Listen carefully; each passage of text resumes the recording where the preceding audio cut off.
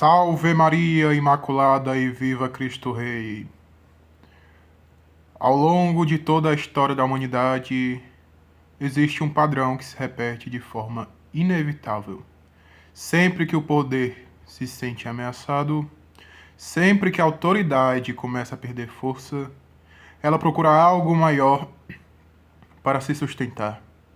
E esse algo maior, muitas vezes, não é a força, não é o dinheiro, não é a política, mas sim o sagrado. Porque o poder, quando se apresenta sozinho, ele impõe, mas quando ele reveste de algo sagrado, ele convence. Ele entra no coração das pessoas.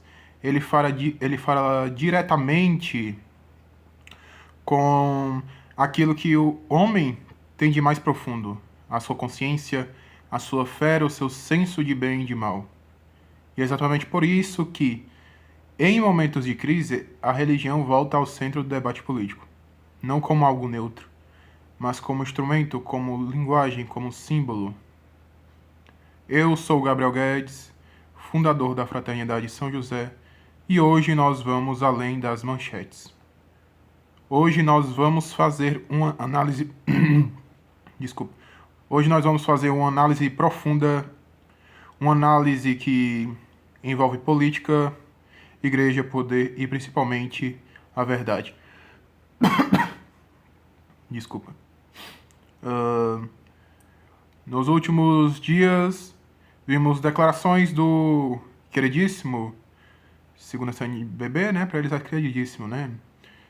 Presidente Luiz Inácio Lula da Silva, ou Nove Dedos, que manifestou solidariedade ao Papa Leão XIV, utilizando uma linguagem carregada de elementos religiosos, amor ao próximo, defesa dos oprimidos, paz, usando a guerra e a batalha entre o Papa e Donald Trump, presidente Donald Trump, para usar como arma política. Por isso que ao mesmo tempo vimos Donald Trump fazendo críticas ao pontífice, questionando sua postura, entrando diretamente em um embate que ultrapassa a política e toca no canto religioso. Ele falou até, o Donald Trump, que o Papa só foi escolhido por conta dele, do Donald Trump, né? O Papa... que o Papa estava errado, e blá blá blá, e blá blá blá. Várias coisas vulgares, infantis.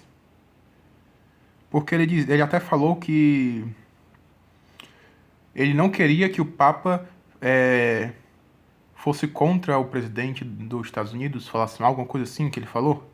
Isso é infantil. Isso é infantil, é tipo uma criança de 5 anos dizer para o amiguinho dele que ele não quer que ele brinque com um brinquedinho dele. Uma coisa infantil. Qual é o problema do Papa?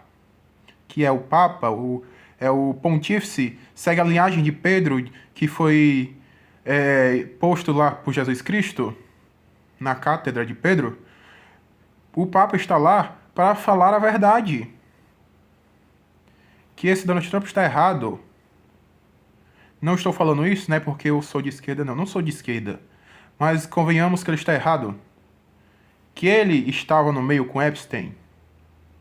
Ele estava metido com crianças, mas quando papocou tudo, sumiu. E ele falou o quê? Não estava no meio. Ele é ensinado a dizer não. Aquela imagem que ele botou, ele abençoando uma pessoa e sendo Jesus, uma palhaçada. Eu, como jovem católico e tradicional, digo uma palhaçada. E quem apoia isso também é um palhaço, um apóstata de fé, mesmo se for cristão, um herege, safado, sem vergonha. Ele apoia o anticristo, não sei se é o anticristo, mas apoia por fazer aquilo. E ele ainda foi dizer, não, porque eu queria fazer um médico. Que médico que usa túnica? Que médico que usa túnica? E se parece com Jesus, com aquele pano vermelho? Nas demonstrações do Sagrado Coração e etc, das outras imagens de Jesus. Que médico usa essa roupa? Nenhum. E ele foi dizer, não, era Jesus não. Palhaço? Palhaçada isso? Eu fico extremamente com raiva apesar de eu ter chegado no assunto um pouco atrasado alguns dias depois, mas fico extremamente com raiva com essa situação, porque ao mesmo tempo que tem gente que se diz defender o certo, que se diz ser católico, está apoiando esse cara, o Donald Trump. E ainda mais, o Papa ele não tem lado político. Ele é para defender o catolicismo, isso que ele é feito. Desculpa que eu tô um pouco gripado. Então ele é feito para defender o catolicismo, não para estar em lado B ou A. Apesar do governo Trump ter uns lados parecidos com o lado do católico, que é o que? Defesa da vida, um lado assim mais conservador, defesa da família mais tradicional, né? E, pá, digo, etc. Mas chegou a um nível assim tão imundo, um sujeitinho tão sem noção que, pela misericórdia, ele não quer a paz, não. Ele não quer a paz. O Papa falou até que não apoia e Deus não abençoa a guerra. Está certo. Uma guerra dessa que... Convenhamos que mesmo o Irã, Israel, Estados Unidos, sei, tudo um lado ruim, tudo face da mesma moeda, mas estão lutando por simples interesses e matando pessoas inocentes. Não estou dizendo que os islâmicos que matam os outros são inocentes, mas estou dizendo que... E nem que sionista. Mas estou dizendo que crianças, cristãos estão no meio disso, estão sendo mortos. Se já são sem a guerra, imagine com a guerra.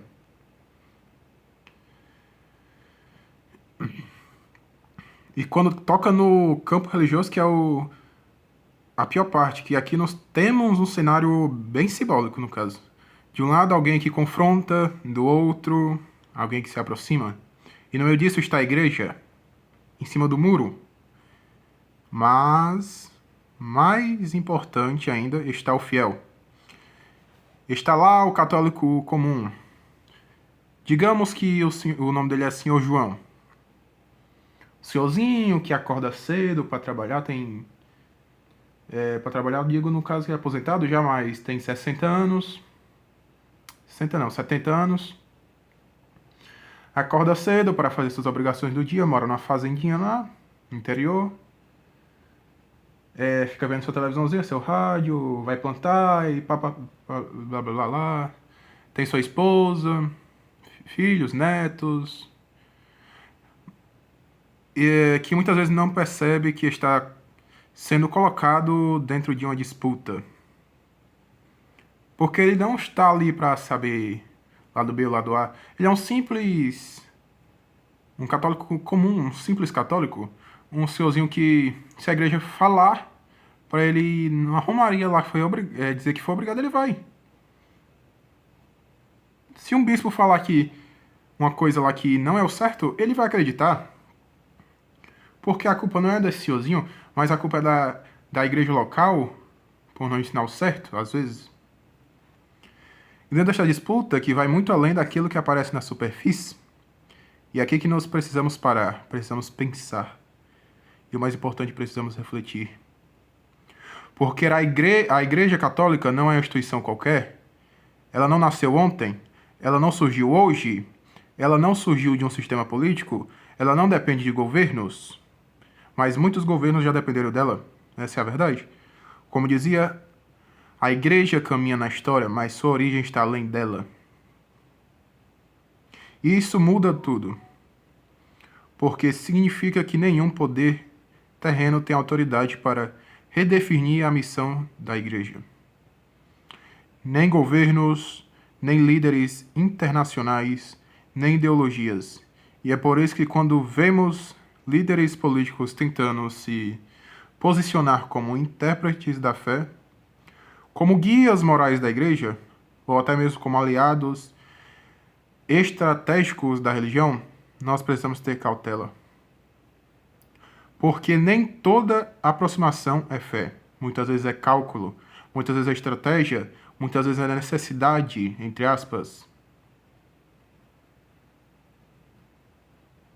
ou até mesmo necessidade mesmo sem aspas, mas às vezes é muitas aspas mesmo. E quando olhamos para o cenário brasileiro atual, isso fica ainda mais evidente. Luiz Inácio Lula da Silva utiliza linguagem religiosa. Aproxima-se de estruturas como a CNBB, Conferência Nacional dos Bispos do Brasil, faz declarações públicas envolvendo a igreja. Ele estava na abertura lá do, que eu esqueci o nome agora, mas estava, que é da CNBB, né? Segundo reportagens amplamente divulgadas por veículos como o G1 em Poder 360, esse movimento aconteceu em um contexto político específico com foco em diálogo com o público religioso. Isso não é algo pequeno, porque o público religioso no Brasil é enorme, enorme, e é influente e é decisivo. E quando juntamos isso com o cenário internacional, com Donald Trump criticando o Papa, com tensões globais, com disputas narrativas, nós percebemos algo maior. A fé está sendo controlada e colocada dentro de um jogo de poder. Porque esse debate entre o Papa e Donald Trump foi um presente para a esquerda mundial, os comunistas estruturais, os comunistas religiosos e tudo, TL, foi um presente para eles, uma carta na manga para se aproximar mais dos cristãos, dos cristãos católicos. E isso é extremamente perigoso, porque, como dizia, ao condenar o modernismo, o maior erro é tentar adaptar a verdade às exigências do tempo. E é exatamente isso que começa a acontecer quando a religião entra demais no campo político. Ela começa a se moldar. Começa a ser justa, a se ajustar à religião, começa a se adaptar. E quando isso acontece, ela perde sua essência. E aqui entra um ponto ainda mais delicado, a CNBB, que era para ser o berço do Brasil, pastoralmente paterno, era para ser o... não no sentido de Oriente, né? O patriarca. Patriarca significa pai. Era para ser o pai da igreja brasileira. Era para ser super, hiper católica. Porque ela é a Conferência Nacional dos Bispos do Brasil. Aparece sendo elogiada, sendo associada a discurso político, sendo colocada como símbolo dentro de uma narrativa. E isso levanta questionamentos. Por quê? Porque a função da igreja não é servir a projetos de poder. A função da igreja é salvar almas, não plantas, não ideias, mas almas. E quando essa linha começa a ficar confusa, a ficar torta, a ficar fora do eixo, quando o discurso pastoral começa a aparecer discurso político, quando a linhagem espiritual começa a se misturar com ideologia, o fiel percebe. Mesmo que ainda não saiba explicar, ele sente aquela coisa estranha. E é por isso que surge aquele tipo de ironia. Aquela frase forte, aquela provocaçãozinha, que eu até acho bem legal. De que em certos momentos parece mais uma conferência dos bispos bolcheviques. É uma ironia, claro, né? Mas como dizia, a verdade pode ser conhecida até mesmo através de seus excessos. E essa frase, ainda que exagerada, revela uma inquietação real. Uma inquietação, assim, extremamente verdadeira. Uma preocupação legítima. Uma sensação de que algo está saindo do lugar, do eixo. E enquanto isso, o povo observa. E o povo se cansa de promessas, cansa de discursos, cansa de ver a fé sendo usada, cansa de não saber mais em quem confiar. E isso não é apenas uma questão política, é uma questão espiritual. Porque quanto a CNBB, era para ser o berço católico no Brasil, eles estão fazendo propaganda política fora do tempo, propaganda eleitoral junto com o presidente do Brasil. um comunista sem vergonha, um políticozinho sujo, imundo, um serzinho assim, Deus me perdoe, mas miseravelmente ruim, hipócrita, um ser que deveria já estar exilado desse país, e ele tem, desculpe a palavra, mais burro de bispo que apoia ele, não deveria estar usando essa palavra, mas uso, burros de bispos que trocaram a batina para estar do lado de políticos, que trocaram a batina por nome, por nome está no meio do elevado no palanque, trocaram a batina de bispo para estar fotinho com Lula, trocaram a batina para pegar na mitra. Essa é a verdade. Essa é a verdade. Porque o povo está observando isso. Não só eu, mas outros canais já falaram sobre isso. Porque é uma questão espiritual. Porque quando a fé é instrumentalizada, quando ela é usada como ferramenta, ela deixa de ser caminho de salvação e passa a ser instrumento de poder. Isso é gravíssimo. Porque, como eu ensinava, a salvação das almas deve ser sempre a lei suprema. Isso antigamente se ensinava. E qualquer coisa que desvie disso, qualquer coisa que confunda isso, qualquer coisa que obscureça isso, precisa ser rejeitada. Como dizia São Pio X, o modernismo é a síntese de todas as heresias. Isso nos leva ao ponto central de tudo, o modernismo. Porque o modernismo não é apenas uma teoria, ela é uma mentalidade bem inteligente para enganar os outros, uma forma de pensar, uma forma de tentar conciliar o inconciliável, de tentar adaptar a fé ao mundo, mas como dizia antigamente, não vos conformeis com este mundo. Porque esse mundo está virando e criando sujeitos para ser servos do diabo. Esse mundo está virando modernista até demais. Isso é direto, isso é claro, isso é definitivo. A fé não foi feita para agradar o mundo? A fé foi feita para transformar o mundo. E quando essa ordem se inverte, quando a igreja começa a buscar aceitação em vez de verdade, ela enfraquece. E o fiel precisa perceber isso. Precisa despertar. Despertar, ele precisa sim despertar. Porque, enquanto muitas pessoas acordam para a vida mundana, muita gente também acorda para a vida religiosa, católica, mas ainda tem muita gente que não acordou. Por isso é preciso despertar. Precisa entender que nem tudo que parece bom é verdadeiro, que nem tudo que fala de Deus vem de Deus, que nem toda aproximação com a igreja é sinal de fé, e precisa, acima de tudo, permanecer firme, firme na tradição, firme na verdade, firme naquilo que não muda, porque no final os governos passam, os líderes passam, os discursos passam, mas a verdade permanece, e somente a verdade.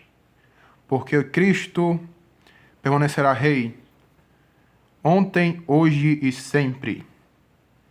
E eu não sei quando, mas a tradição irá voltar à centralização do mundo, com Cristo no centro, com Cristo nos palanques, Cristo o Rei verdadeiro do mundo todo. Possivelmente não estarei vivo para isso, mas lutarei para isso. Lutarei até a minha velhice. Lutarei a partir do momento que, quando eu fizer a maioridade, eu entrarei no seminário. Lutarei para isso. Eu evangelizarei o mundo. E se for para morrer evangelizando, eu morro. Não ligo para isso, mas tem muitos países que não têm a Santa Missa tradicional. E eu irei lá. Até algum ano, futuramente, eu pretendo encontrar alguém que hoje está vendo esse vídeo. E obrigado por assistirem. Salve Maria, viva Cristo Rei, E viva São José. E que Jesus abençoe todos vocês. Aleluia, aleluia. It missa est Deo gratias. In nomine Patri et Filii et Spiritus Sancti. Amém.